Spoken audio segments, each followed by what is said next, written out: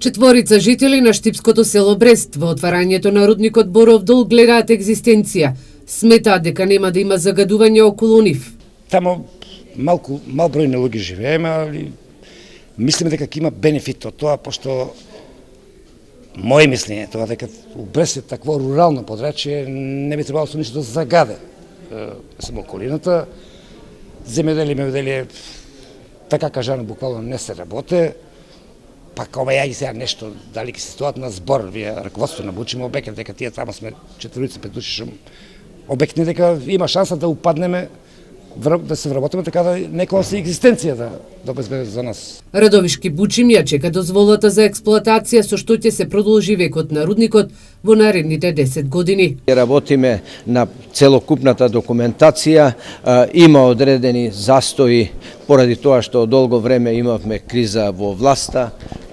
Сега има одредени негативни движења за рударството во Југоисточна Македонија. Сето тоа дава придонес да и ние касниме со нашите документи, но очекуваме дека се ќе се заврши добро. Од рудникот Бучим велат дека рудникот ќе биде модерен и според европските стандарди. Во него ќе се инвестираат околу 50 милиони евра.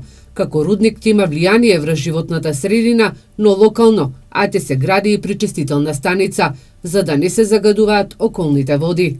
Модерни мерки, значи порано ако можеше да се копа руда без подготовки, без ние например нашето тамо извор на прашина ќе биде Коповското јаловиште, кај што треба се складират со до крајот на рудникот 100 милиона евра. И во Бучим и во другите рудници тие благовремено коповски одлагалишта не се рекултивирани. Во нашиот проект предвидено етапно како се прави складирањето на сировина, така на јаловина, така и да се рекултивираат. Градоначалникот на општина Штип Благој Вочварски со став прво да се слушнат експертите, а потоа ќе се донесе одлуката за Боров дол. Затоа сме овде на оваа јавна расправа да ги слушнеме прво ставовите, мислењата, аргументите кои што ги имаат сите засегнати страни и потоа нормално дека ќе го изградиме нашиот став. Бучим пред неколку години ја доби концесијата. Во тој период се направија и археолошките истражувања на теренот, кои ги бараа археолозите од Штипскиот музеј.